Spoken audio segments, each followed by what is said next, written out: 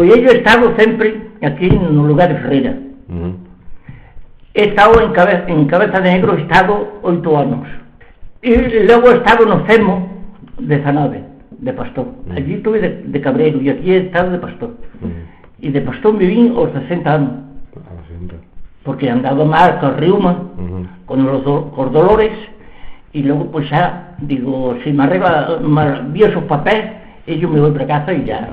Y luego estoy insuficiente también, de 17 años, allí andaba guardando na seara, haciendo labor, sembrando pelas, y luego ya, pues cuando me vagaba mi día a sornar, guardar cochino. Entonces, cuando estaba en San Vicente, ¿usted tenía su tierra?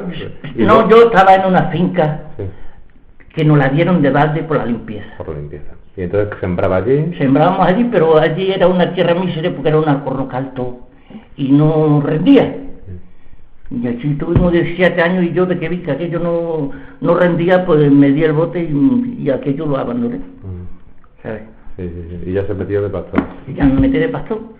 Porque yo el ganado me encanta, el ganado me ha gustado siempre mucho. Y claro, pues digo, si de pastor no me tiro cuento, yo voy a trabajar donde quiera ser, porque yo el trabajo no le tengo miedo, sea de todo, del campo de todo.